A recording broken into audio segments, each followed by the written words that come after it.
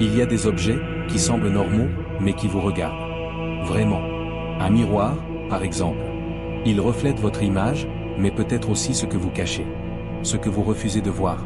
Même en pleine lumière, certains miroirs vous montrent ce que personne d'autre ne veut voir. Et si je vous disais qu'un seul miroir pouvait voler votre âme? Si vous êtes ici, c'est peut-être parce que vous avez déjà vu quelque chose bouger derrière vous, quand il n'y avait personne. Alors ne partez pas. Regardez jusqu'au bout. Parce que si vous fermez cette vidéo maintenant, vous risquez de manquer une histoire vraie, ou presque. Inscrivez-vous dès maintenant, mettez un commentaire avec le mot « miroir » si vous voulez savoir ce que j'ai découvert derrière celui-là. Et restez jusqu'à la fin, car ce que vous allez entendre, personne n'a jamais osé le dire à haute voix. Tout a commencé avec une photo trouvée sur une vieille boîte en bois, enterrée sous les décombres d'une maison abandonnée au nord de l'Alsace. La maison appartenait à une femme nommée Hélène Marchand, une artiste peintre connue pour ses portraits étranges, trop réels, disaient certains. Ses toiles semblaient respirer. Les visages changeaient selon l'heure du jour. Personne n'a jamais compris comment elle faisait. La photo montrait un miroir. Pas un miroir ordinaire.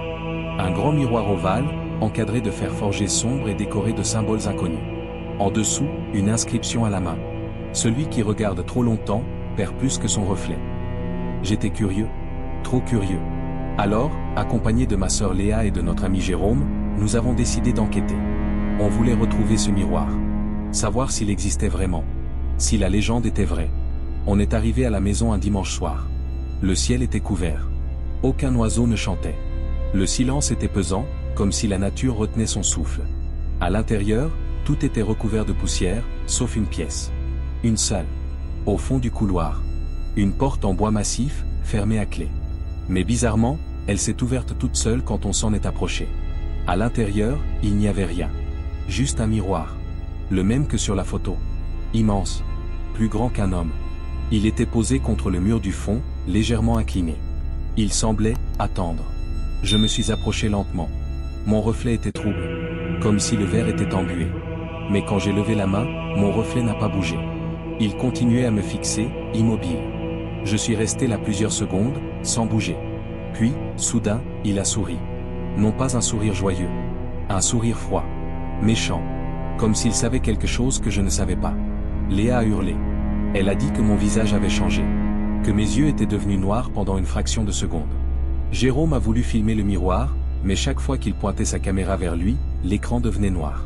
Comme si le miroir absorbait la lumière. Puis, sans raison apparente, le miroir s'est mis à trembler. Doucement au début, puis de plus en plus fort.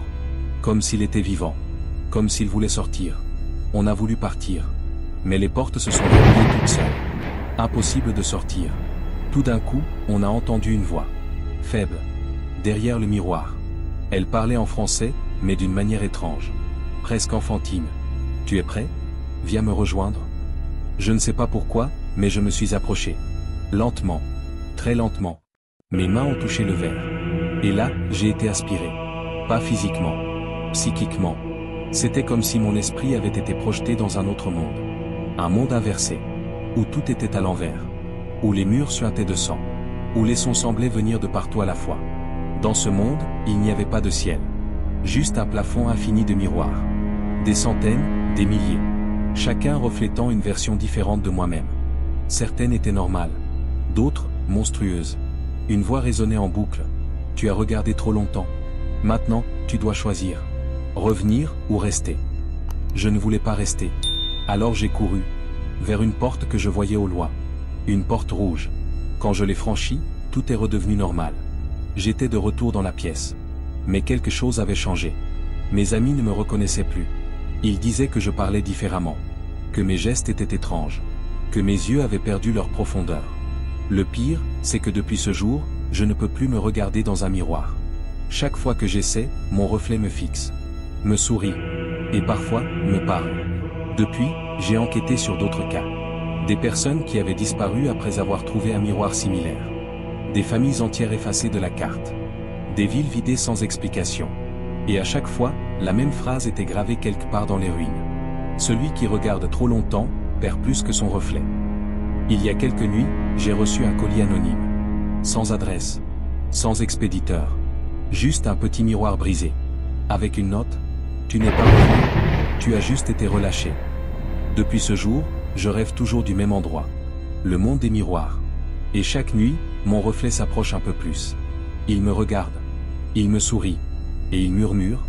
Bientôt, ce sera ton tour. Je ne sais pas combien de temps il me reste.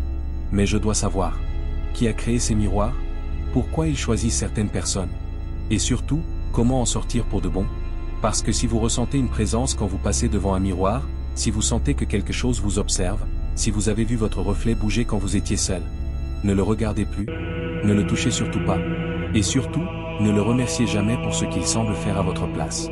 Parce que ce n'est pas vous qui l'imite. C'est ce qu'il va devenir.